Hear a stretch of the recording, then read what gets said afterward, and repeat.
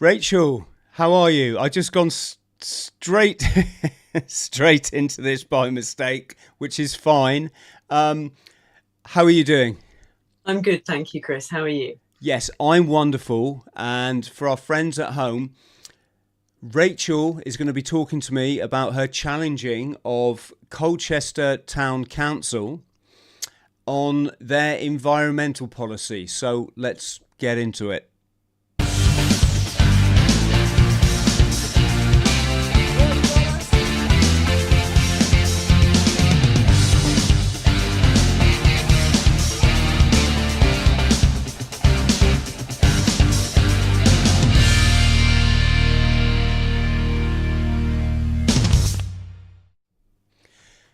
Rachel, there we go. Let's go again. I've thrown myself off balance as usual. Colchester, it's a garrison town, is it not? It is, but they'll get very cross with you calling them a town because last year they've decided they're a city. Oh, well, there you go. Look, does that mean they've had to build a cathedral, or am I a bit outdated with my cityness? I've not seen the cathedral yet. It might be lurking somewhere, but as yet, no. Will it be Perhaps the large water tower counts. yes? Will it be an environmental cathedral? I wonder. Oh, I'm sure it will be. Yes, Yes. built So out of recycled egg boxes.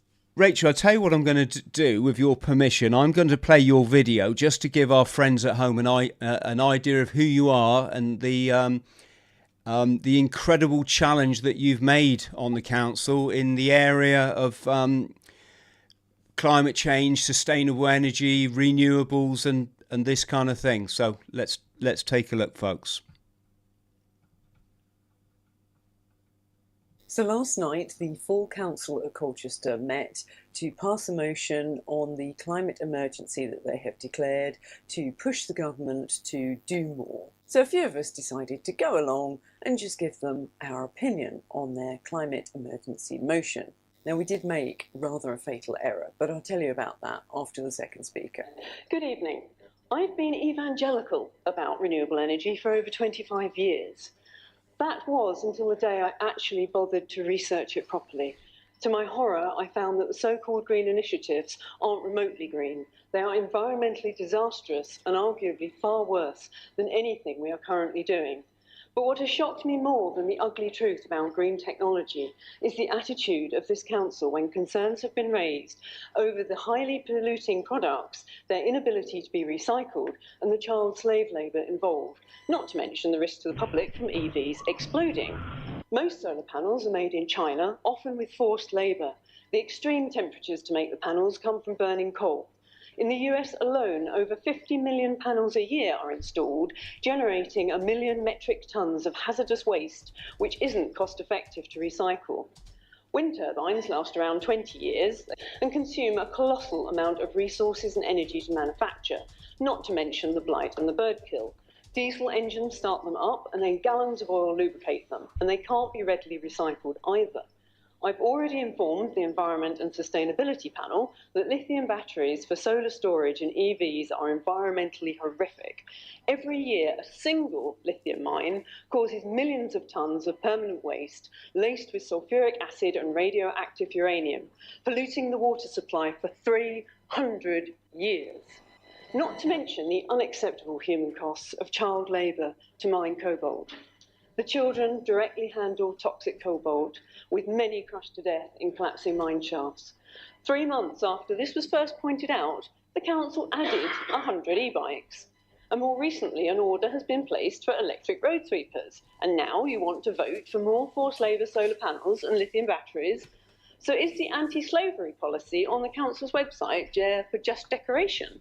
Because you clearly don't abide by it. These are not just teething problems of new technology. They are fundamental flaws, serious ones which cannot be ignored by anyone who genuinely cares about people and the planet.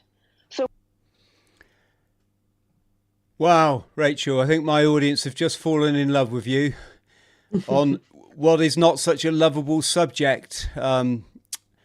And the pictures you flashed up, just it's like the whole world has gone mad.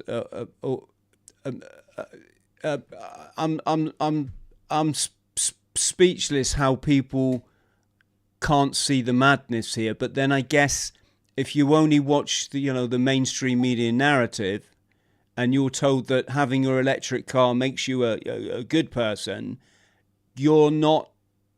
You're going to be quite blinkered. Am I somewhere in the right area? Yeah, I think so. And that's what's one of the most insidious things about this, that people really are very concerned about the environment, and they play on that. They play on people's goodness. And I must admit, I didn't know how bad they were till we started researching them. We knew there was a bit of a fire hazard issue, and it's when we started to look into that, we discovered more and more about the lithium batteries. And one of the councillors had mentioned cobalt, so we researched that. And it's just awful. And the more you research it, the worse it gets. And then once that first video had gone out, then there was messages about, you do realise that it's not just lithium batteries that are bad, it's the solar panels. Now I've got solar, not much, but it was like, oh no, not the panel as well. It was bad enough. I just got over how awful the battery is. And then it's solar, and then you research wind, and before you know it, everything is not as they've said. It's all pretty awful, which is just devastating for anyone that's bought into it. And most people I think, are honest, decent and true, and as a result are trusting. So they don't lie to people on this scale. So you don't expect other people. It's very easy to be quite naive. It's only once you start digging through all this stuff that you realise, oh, pretty much everything's a lie. But for most people, I don't think they realise just how bad a lot of these things are and the depth of the lies. And could you just expand, Rachel, for us on the dangers? I mean, off the top of my head, I've been made aware over the damage or the death to bird life from the wind turbines. I did a piece the other day on the lithium mine, the way that they mine lithium, and these huge slurry pools, for want of a better word, that just toxify the landscape. It's got to be for not just our lifetime, but probably several lifetimes after. Then there's the child labour, and then also, obviously a lot more. But sorry, over to you, Rachel. Could you explain some of your findings? Well, yeah, I mean, any form of mining is not great for the environment. So, when it comes to lithium, I knew there'd be a dirty big hole in the ground and it wouldn't be good. But I hadn't realised about sulfuric acid, as you say, those big slurry pits full of the sulfuric acid to get the lithium out. And that gets into the surrounding water supply and it contaminates it for up to 300 years. So, and unfortunately, a lot of these mines, all the easy stuff we've already mined. So we're now onto a lot of the mines, not just for lithium, but for everything, are on Indigenous people's land. So they've been moved off all the good farmland. They've got the really crappy land, but it just happens to have minerals. And now they're being pushed off of that as well. So yes, there's that aspect to it. Now, there are cleaner ways to do it, but some of the biggest mines do use the sulfuric acid method. Then yes, you do have the child slave labour. Now, a lot of batteries are developing so that they don't need the cobalt, but the cobalt is one of the main things that stops them catching on fire. So whatever they replace that with has to do a good job with the fire. And there's a lot of people argue that they do use cobalt for sort of oil purification, and yes, they do, but the main difference is the amount of cobalt that goes into the batteries that do use them is a substantial amount, whereas with oil refinery, I think you can reuse the amount, so you use about 98.8% you retain with every flush through of oil. So it takes a long time to get through a kilo of cobalt. So that's the difference. I mean, none of the child labour is good, and you can't avoid it. No matter what you buy that's got cobalt in it, it will have child labour because 70% of it comes from the Congo, and it gets mixed in the factories with the 30% that isn't. So whether we like it or not, all our devices have used it. So, you know, people like to have a go at me on YouTube because I dared to read my speech from a computer. Well, I'm not going to pretend I don't have a computer or a mobile phone. We all do. The thing is, the amount that's going in these car batteries is colossal compared to what's in the phone and the computer. And not that I'm saying I'm okay with the phone and computer, I'm not. Many of us in Colchester, now we've done this research, have vowed that we're not buying any new gadgets. So if anything breaks, I will be buying secondhand so that no new cobalt is coming out on my behalf. Now, I know that's going to make zero difference to the industry, but if everybody does that, the tech industry and the car industry, they're lucrative industries. They've got more than enough money to go and sort that out. And you cannot tell me you can get a blimmin' great lorry to go and collect that cobalt and you can't supply them with a mini digger or a JCB to go and do that digging. There's no reason it has to be small children. Yes, I wouldn't be feeling too guilty about the technology, although I do completely get people putting pressure on you. That's the nature of putting yourself out there. Because I've thought about it a lot, Rachel. Yeah, I'd like nothing more than to just take all the apps off my phone because they're intrusive. They're incredibly damaging to the brain. I mean, they're designed to reprogram the levels of frequency that your brain operates at, so that everything else in life becomes mundane and boring. And we live for these, you know, constant sort of dopamine hits. But the reason I'm saying we shouldn't feel too bad about it is society's been shunted, you know, it's been shunted the way of technology, hasn't it? Take the workplace. No longer can let's just use the example of a young man follow his father into the steel works or the shipping works or whatever the case maybe. They're put in a call center or some kind of, you know, some kind of service work, and it's the way the world's gone. What is there any going back? I mean, I have this theory that it all started going wrong when we started to take the ore out of the rocks, i.e. stuff you can't put back in. So technically it's not renewable. I mean, yes, you can renew it several times, but in that process, you're going to lose part of your steel is going to be trashed and rusted away, etc., etc. Do we have any answers in this area, Rachel, or have I sort of gone too far ahead?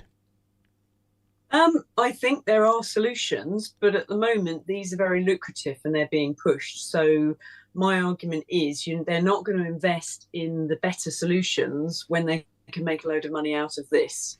So the types of the technologies that are out there, I would imagine most of us have not seen them. And also when you go back in time to like the original Tesla, not that ridiculous car, but the original Tesla, he was able to suck electricity out of the atmosphere because as you probably know, Chris, every meter you go up, there's more and more electricity. And he developed the Warden Tower and wanted to give free electricity to everybody. So you can't tell me that somebody somewhere couldn't do that now and that those patents aren't out there. So all of the things that we rely on, and yes, I don't think we're going to get rid of technology anytime soon. As much as I would love to throw that mobile phone in the bin, unfortunately I can't, because we wouldn't be able to do things like this. So there is a good side to technology, and I'm sure we could do it better. But also there is that throwaway culture. Like, had I not lost my last phone on the beach, this one would be about 7 years old. You don't need a new phone every 5 minutes. So there's things we can do. I mean, my laptop's 12 years old. I'm still probably the tail end of that generation that if it isn't broken, you don't throw it away. And even when it is broken, you fix it. And, yes, I could get a faster laptop, but when I'm rendering videos, I go and make a cup of tea. I don't need the latest, fastest computer. So I'm of that generation, as I say, probably the last of my kind, but that's how I was brought up. So we could build things to last, and the generation that's coming up now could get used to the fact that, you don't need a new phone every 5 minutes. So if we just use a bit more wisdom in our purchases, and this world needs to change at the moment, and we're all aware of that. At the moment, profit and politics come before people and planet. If we just reversed that and switched it round, we could do all these things. Corporations need to go. I don't know if you've come across Michael Tellinger, one small town idea, but if you think about it, all the raw materials we could ever need are here in the earth for free. We've got the labour force, that's us. Why are we going via a corporation? If everybody worked together to help one another, and the people that like growing food grow food, the people that like making clothes make clothes, they don't need to be in some sweat factory somewhere, then we can all look after each other. But we're not doing that. We've got sucked into this corporate world. We just need to all reverse that and say, no, we're not doing that. We're going to sort ourselves out and gradually, bit by bit, move away from the corporate world. And I'm sure if the average person that had the technical abilities really looked at solving problems and everybody crowdfunded that and helped, we would come up with much better solutions than the corporations do, because they're putting profit before people and the planet. So we can do it, but we've got to roll up our sleeves and we've got to do it. We're not going to get the solutions from the very people that caused the pollution and are profiteering from everything. Yes, and society's been sort of structured, hasn't it, so that kind of people are reticent about making the morally right decisions. And when I watched your video,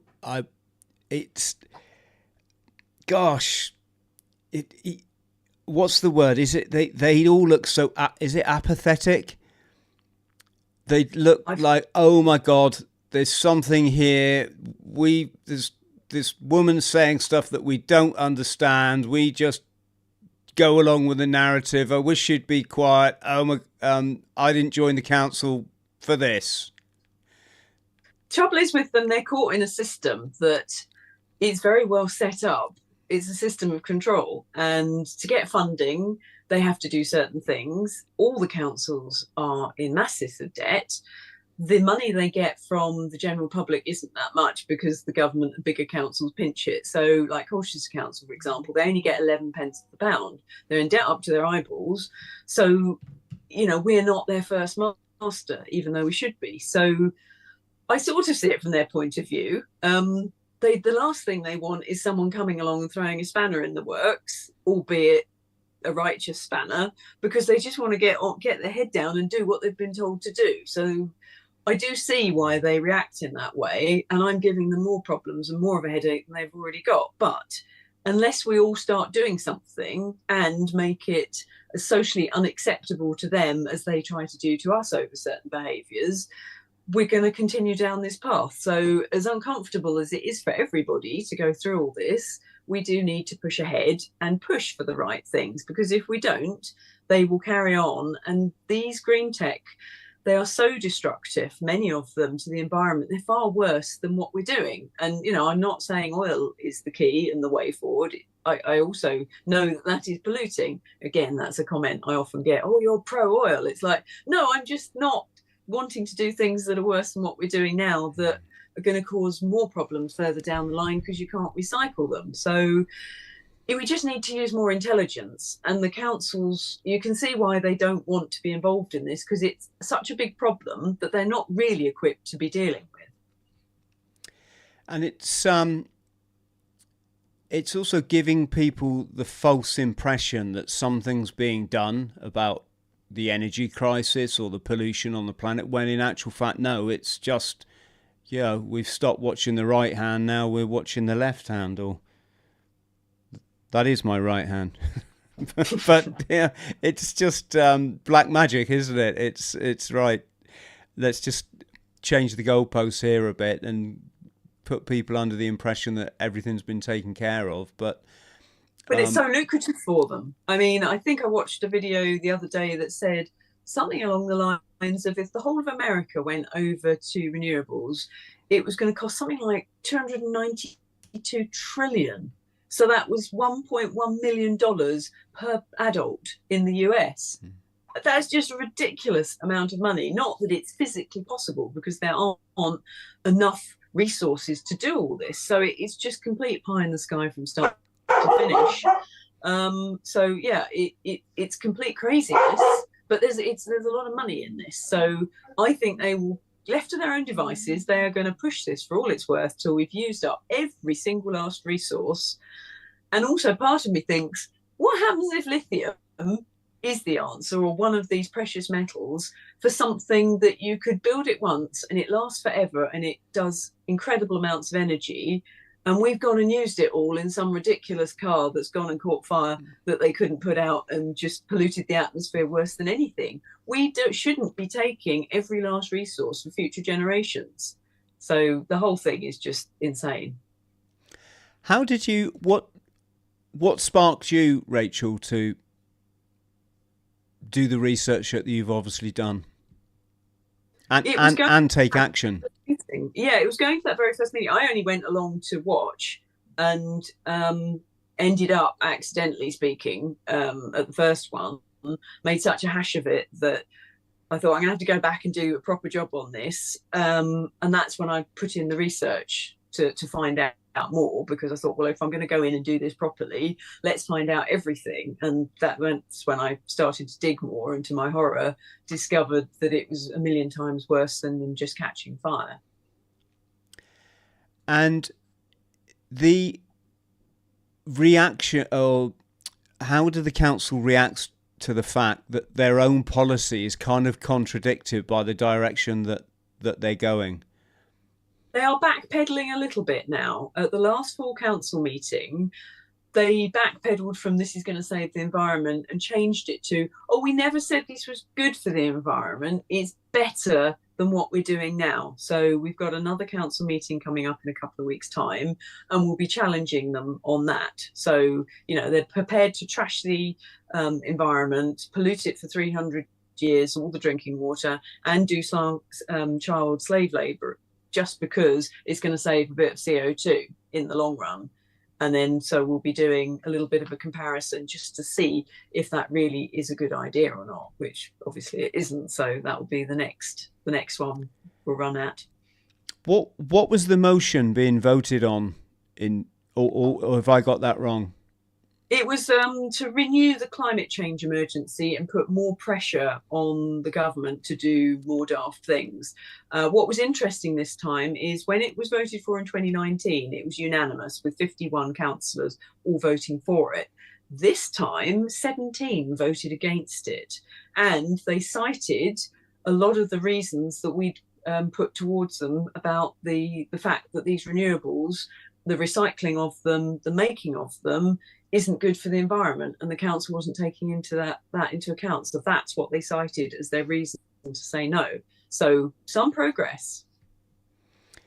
Yes, it's crazy. We've got these electric bikes cropping up in my city, and it's just one of those things, Rachel, that I'm sure to someone it seemed really good on paper. I'm sure they thought they were saving the planet. But the notion that in my city those things are in any way going to be looked at, they're all going to end up in the nearest river. That's not taken away from the fact that for probably 18 hours a day, if not more, they just sat there rusting away. Not to mention. I'm sorry? And they're littered. We have them too. They're littered all over the streets. We've got people that whenever they're out and they see one, because we've got the scooters and the bikes, they photograph them. So at some point I'll do a little montage of all the places these things have been left. And then hilariously, you see the diesel truck coming round to collect them all. Yes. Yes, it also makes me smile. the way that our pubs and our bars, well, the few that are left, but they all tend to be in the sort of exclusive area of town now, not putting the death knell on the traditional English pub, but they've all tried to adopt this Mediterranean sort of way of being by having outside areas. And then as soon as the temperature changes, which, let's be honest, in England it's pretty cold even in the summer, and they put these big patio heaters on, and no one can see the ludicrous. You know, what are we doing as a species? We're burning off the oil of, you know, I call it the shock absorbers of the planet, so that people can pretend that we live in a different country to the one that we do. Yes, craziness. Can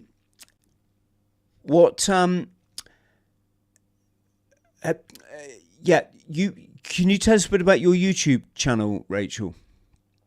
Yes, 2 weeks ago, we set up one dedicated to watching the council. It's called Colchester Council Watch.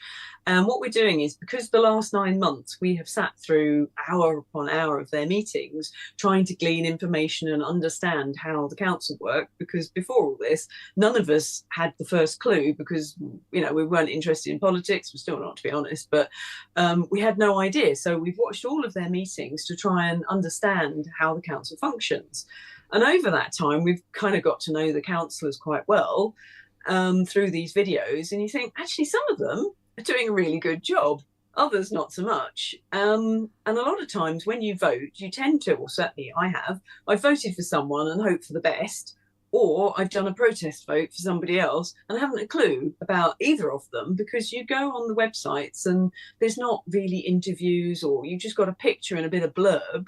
So it's more hope for the best. And we were thinking people really should get to know who it is they voted for.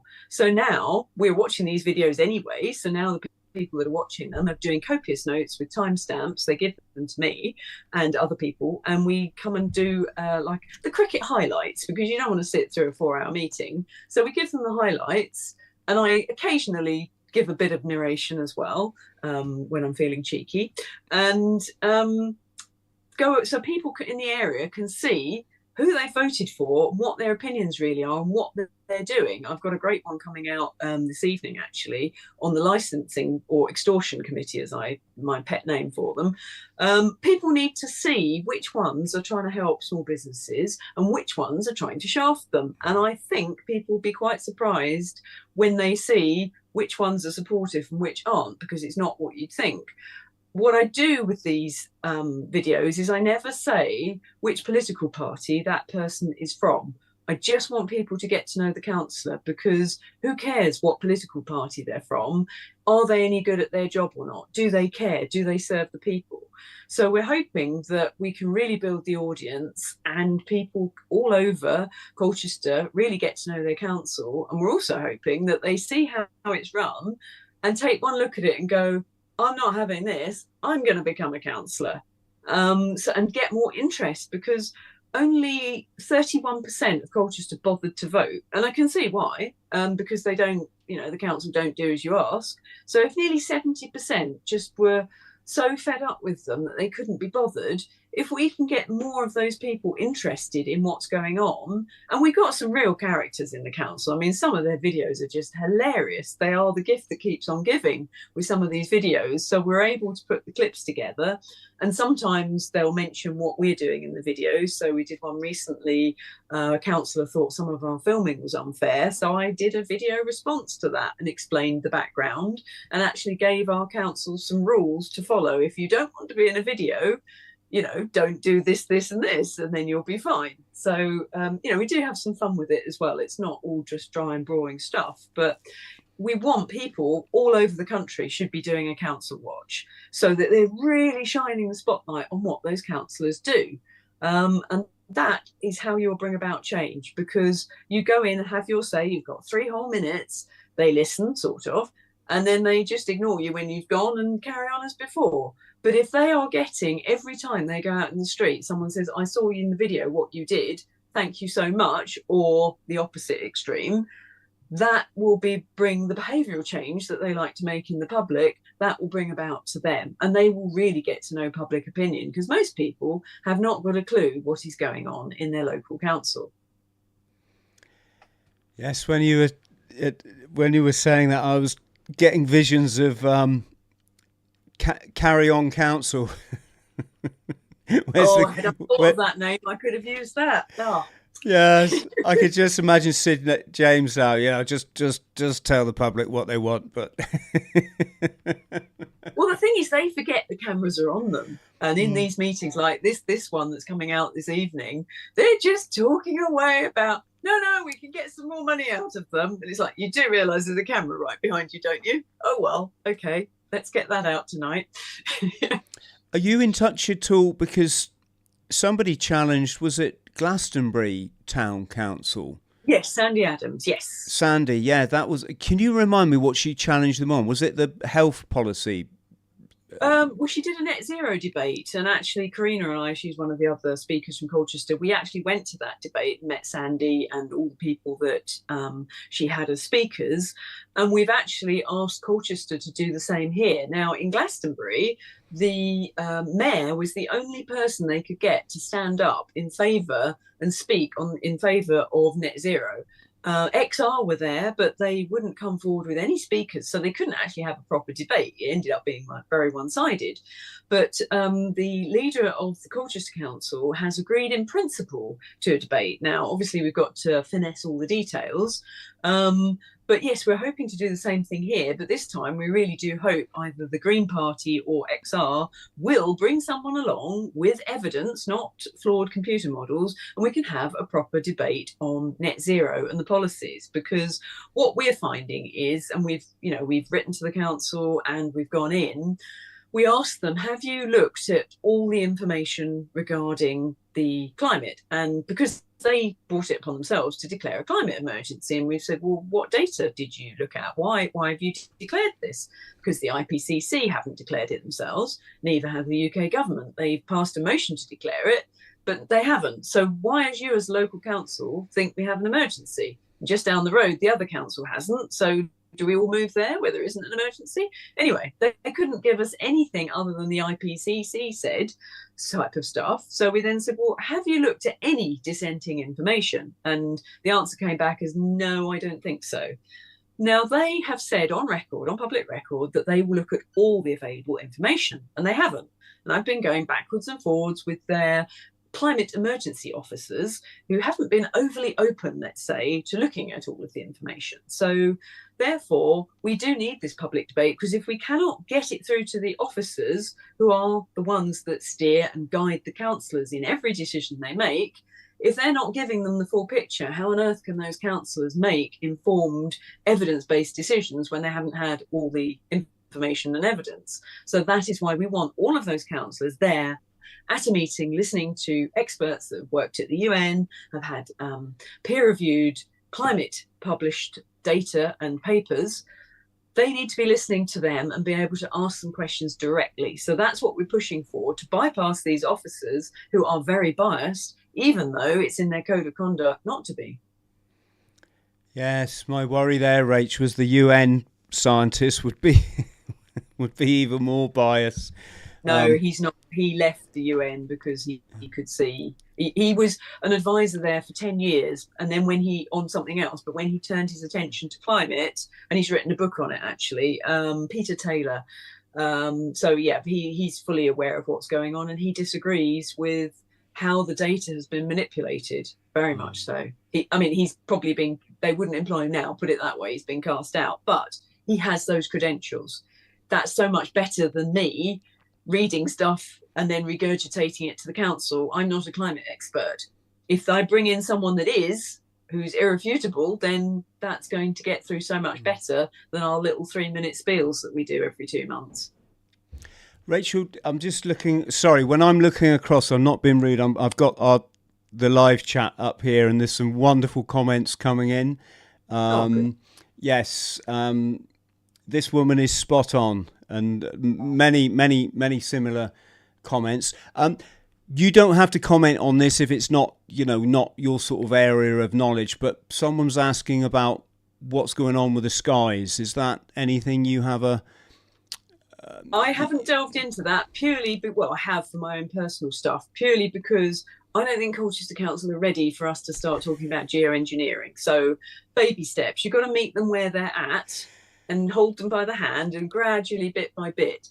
It's on our list, but it might take us a while to get there. We've got to tackle CO2 first and then maybe move on to the other stuff. Yes, no, very, probably very wise. It gets confusing, Rachel, because I chatted to Dane Wigington fairly recently, and a super chap, probably, I think it's fair to say, the world's leading knowledge on, on geoengineering. And this is where it gets confusing, because he said the reason we're seeing what's going on in the skies is because the corporate mentalists have damaged the planet so much. He quoted something crazy, and don't quote me on this, but it was 80 billion barrels of oil is being used per day, or I probably got that completely wrong, but he quoted this statistic that made me go whoa. And he reckons the reason we're seeing the blocking out of the sun is because, in order to keep the climate down, because they've done so much damage. And I'm not trying to be, objectionable here or anything. I was just, that's kind of confused things.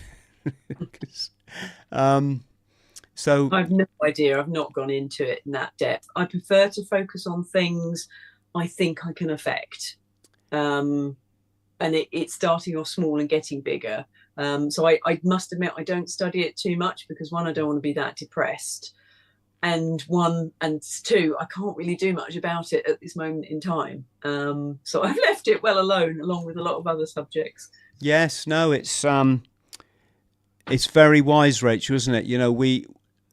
We have to have the influence that we can, that's at our disposal, that also keeps our spirit up, literally, because it takes you away. It's another distraction, and there's so many that I try. Yeah, it's not cuddle time. I try and stay really focused. Rachel, thank you so much for coming on the show. Honestly, you're doing fantastic work. Do you advise people? Are you in a position to advise people that might want to challenge their council or set up a council watch themselves? Yeah, what we're doing on the channel is I've got playlists, and there's one that is dedicated to show people how to talk to their council, how to edit videos. And also I've created a Dropbox resource folder where all our speeches, all our research, all of the freedom of information requests, all the emails backwards and forwards on climate change and other stuff, which reads like War and Peace, all of that is at their disposal. So yes, people must get along and do this themselves. And all those resources are available on Colchester Council Watch YouTube channel. And we've got a backup on Odyssey as well. You're brave and you're organised. Rachel, just stay on the line so I can thank you properly. But friends at home, thank you to everyone who's joined in the live chat. I hope you've got as much out of this as I have. If I could please ask you to like and subscribe. As always, check that you're still subscribed, because we get a lot of people unsubscribe from us. If you can support the channel, folks, please do so on Locals, Patreon, or just become a YouTube member for $1.99. And that just leaves me to say thank you for tuning in. Look after yourselves. Much love.